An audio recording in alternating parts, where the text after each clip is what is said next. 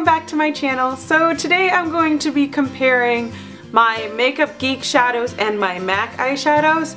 Now I've gotten actually some requests for this video, so I'm super excited to do this for you guys. And I've been using MAC eyeshadows for quite a while now, and maybe a month or so ago I started using Makeup Geek shadows because I had heard so much about them.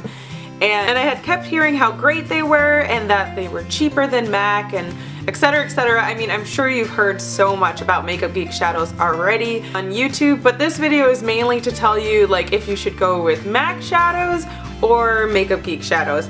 And I'm also going to be swatching my collection, do some swatches so you guys could see the ones that I actually have and the ones that I'm comparing, etc, etc.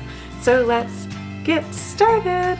So I think I'll start with my MAC shadows first, so you guys can see the MAC shadows, and then I will tell you how Makeup Geek shadows compare to those and show you which Makeup Geek shadows I have. So I keep all of my, So I keep all of my MAC shadows in this little mini Z palette. I got this from Amazon, and as you can see, I don't have a great vast amount, but I do have, how many do I have here? 8. So I have 8 MAC shadows. So the first shadow I have is Coppering, and it's this coppery shade. I guess that's the best way to put that. And I will swatch it for you so you can see it. Let me zoom in because you probably can't even see it right now. So, zooming. This is Coppering. Coppering. It's a very coppery shade. Pretty self-explanatory. One that I have is Sketch, and it's this dark purpley shade. Next shade that I have. This is Sketch. Sketch. The next one is Nocturnelle. Nocturnelle, which is a light purpley shade. I can't get enough of purples apparently, so got a couple of those. And the next one is called Steamy, which is this really pretty light blue shade. And the thing I like about these shadows is that they are super pigmented. I really like them. They're super easy to apply. They're very blendable, etc, etc, etc.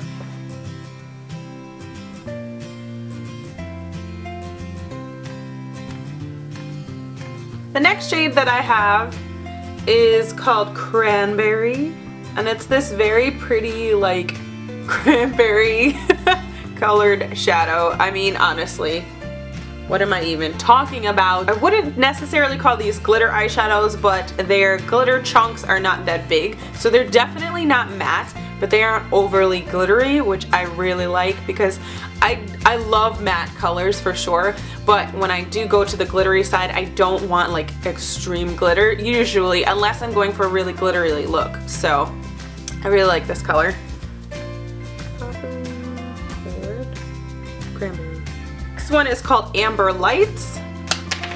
Oh, almost dropped that onto the floor. That would have been bad. This one is called Amber Lights. Is this gold shade. I really like gold. I feel like I have gold in every company that makes gold, which is ridiculous because they're very similar to everybody else's. But I really like Amber Lights because, again, the glitter specks are very small, so they're not that big. And that makes sense. They're very small, so they're not that big. Like, what am I even saying? Anyway, they're very small, so they're not overly glittery, and I love gold. Gold is definitely one of my favorite eyeshadow go-to colors. In any palette, in anything, I'm always looking for a good gold. Amber Lights. The next one is called Swiss Chocolate, which I am absolutely in love with this shade. I feel like I use it a lot. I'll use it in my crease as a transition color if I'm going for a darker look, or to darken up a shade that I already have. I like to put this on like the end of my creases and blend inwards, and it just like smokifies. Smokifies. Is that a word? Smokifies? It smokifies your look, which I love.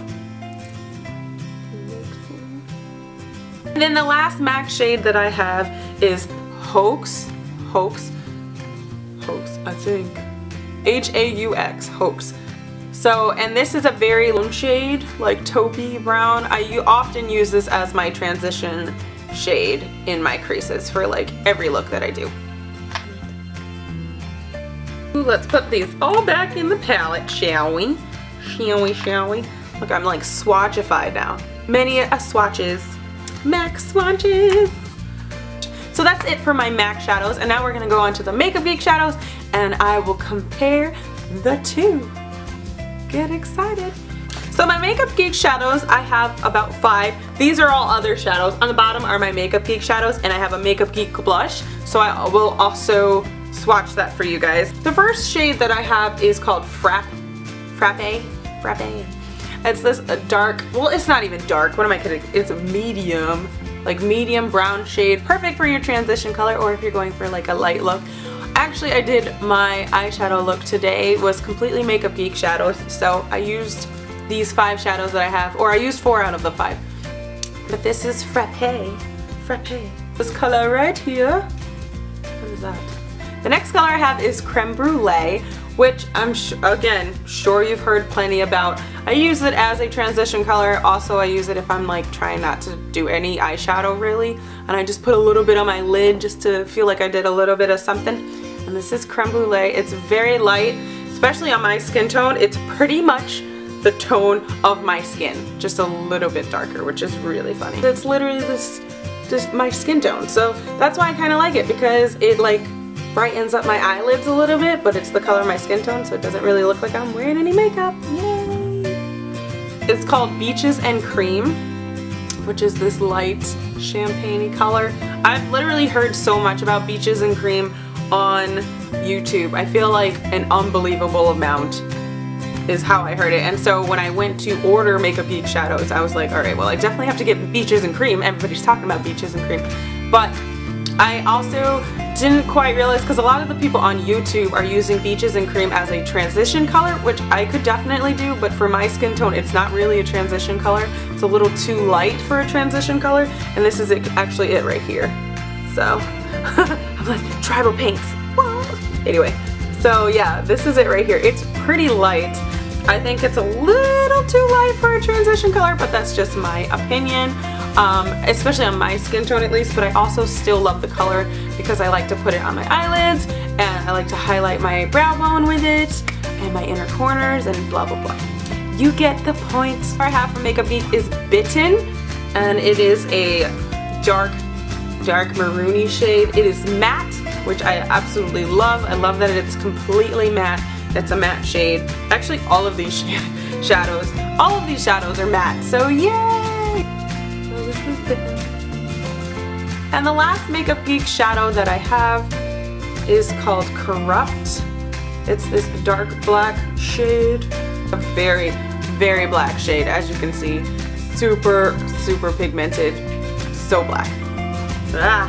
There's eyeshadows everywhere. Last thing that I have from Makeup Geek, which is not a shadow, but I figured I would swatch it anyway because why not? I'm in a swatching mood, is Head Over Heels, and it's this really pretty light pink blush. And what I like about this, I'll just swatch it on my finger for right now because I'm like completely covered in swatches on my hand. So this is the color. It's really light pink.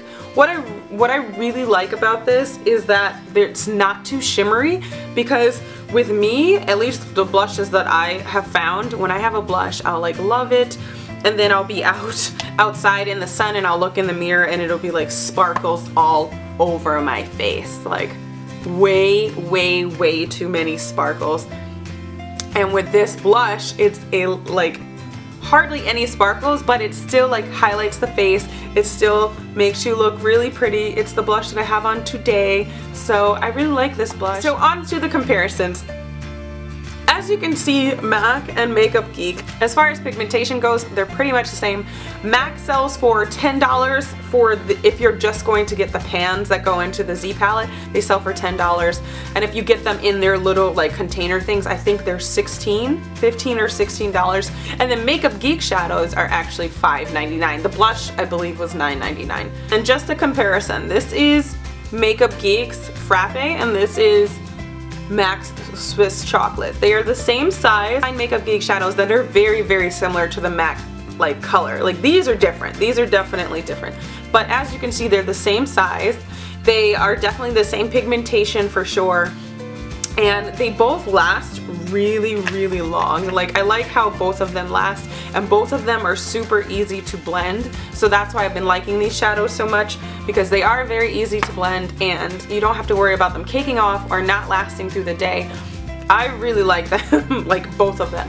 But as far as comparing them, I would definitely say if you are trying to save on money and you're looking for great shadows that aren't super expensive, definitely check out the Makeup Geek shadows because they're only $6. They're only $6. Ah! Like, even though the MAC shadows are $10, and I realize that's only $4 more, but I feel like that adds up after a while. Like, if you're buying $6 shadows and comparing it to buying $10 shadows, for 7 Makeup Geek shadows, it's around 40 bucks for 7 Makeup Geek shadows, and then for MAC, it would be 4 Makeup Geek shadows. That would be the same price.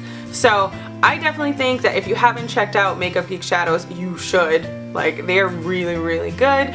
They're very pigmented. Like I said, the wearability is very long, blendable, everything. They're really great, very comparable to MAC.